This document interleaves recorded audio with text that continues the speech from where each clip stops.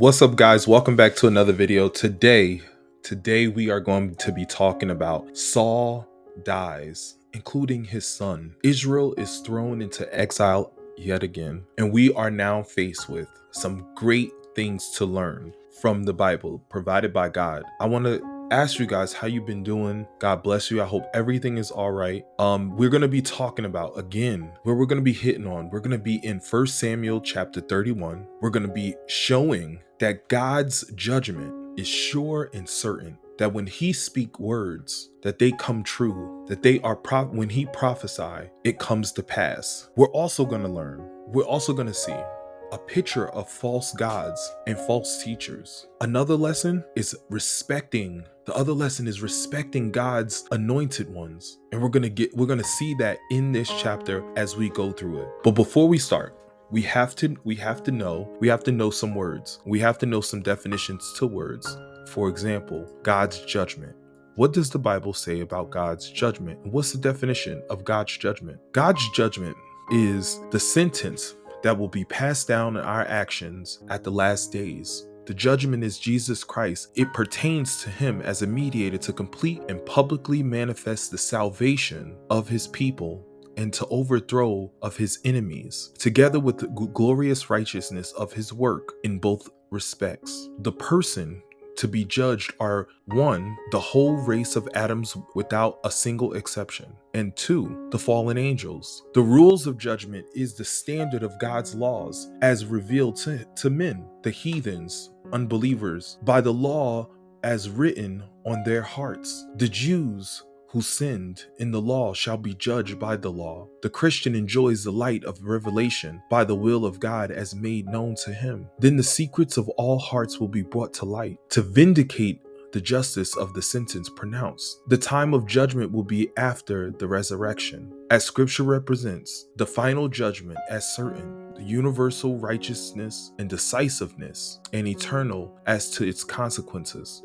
Let us be concerned for the welfare of our immortal interests. Flee to the refuge set before us. Improve our precious time. Depend on the merits of the Redeemer and adhere to the dictates of the divine word, that we may be found of him in peace. That is the definition of judgment. So also we'll see, like I told you before, that we'll see and we'll have to deal with the definition of false gods. False gods is dealing with any other false god out there that is not taught in the Bible about God and his attributes, Jesus Christ, the Holy Spirit. Anything other than that is a false god. We also see false religion that is taught outside of the Bible and that is divinely put in the Bible. Anything outside of that is a false religion and the false practice of religion as well. We also want to look up and we want to have a great definition of what is anointed. The definition of anointed is consecration for holy use. Oil, sometimes anointing oil used for consecration. So now that we have those definitions out of the way, now let's begin with 1 Samuel chapter 31 and let's get right into it. Starting at verse 1. Now the Philistines attack Israel. And then men of Israel fled before them. Many were slaughtered on the slope of Mount Gilboa. The Philistines closed in on Saul and his son, and they killed 3 of his sons, Jonathan, Abinadab, and Malchishua. The fighting grew very fierce around Saul, and the Philistines' archer caught up with him and wounded him severely. Saul groaned to his armor bearer, "Take your sword and kill me before the pagan Philistines come to run me through the taunt and torture me." But his armor bearer was afraid and would not do it. So Saul took his own sword and fell on it. When his armor bearer realized that Saul was dead, he fell on his own sword and died beside the king. So Saul, his 3 sons, his armor bearer, and his troops all died together that same day. Verse 7. When the Israelites on the other side of the Jezreel Valley and beyond the Jordan saw that the Israelite army had fled, that Saul and his son were dead, they abandoned their town and fled. So the Philistines moved and occupied their towns. The next day, when the Philistines went out to strip the dead, they found the bodies of Saul and his 3 sons of Mount Gilboa. So they cut off Saul's head and stripped off his armor. Then they proclaimed the good news of Saul's death in their pagan temple. and to the people throughout the land of the Philistia. They placed his armor in the temple of the Ashtoreth, and they fastened his body to the wall of the city of Bethshen. But when the people of Jabesh Gilead heard what the Philistines had done to Saul, all their mighty warriors traveled throughout the night in Bethshan and took the body of Saul and his son down from the wall. They brought them to Jabesh, where they buried the bodies. Then they took their bodies and buried them beneath the tamarisk tree at Jabesh, and they fast for 7 days. That is God's holy word.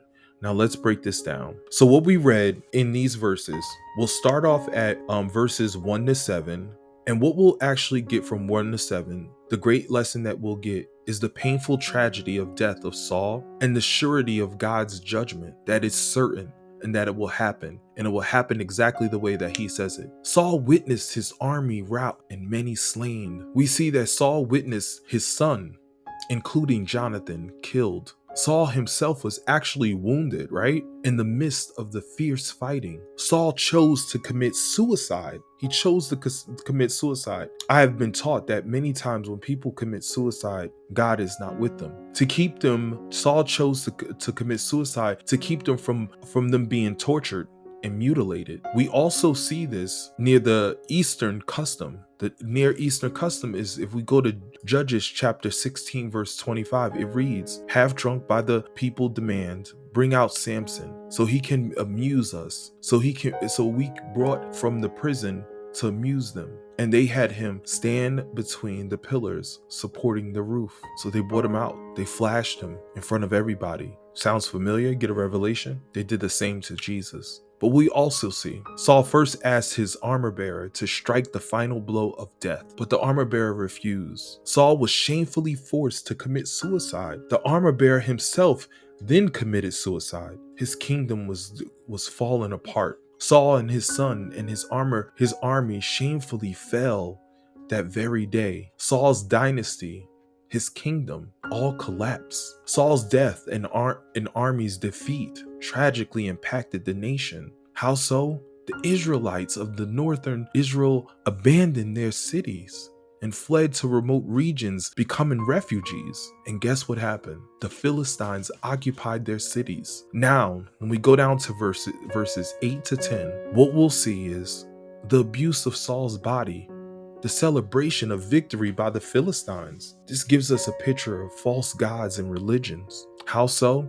They found the body of Saul and his son. They cut off Saul's head and stripped off his armor. They announced and celebrated the victory of at their temple throughout the land. They gave Saul's armor to their god of war, Ashtoreth. They also fastened his body to the wall of Bethshen. Now we'll see in verses 11 to 13 the respect of Jabesh Gilead for Saul. This is now the lesson on the respecting God's anointed. We see this in 11 of 13. How so? They heard about the abuse of Saul's body and rescued it. They sent a squadron out under the cover of darkness, and they recovered the body of Saul and his son and burned them. They buried their bones at Jabesh.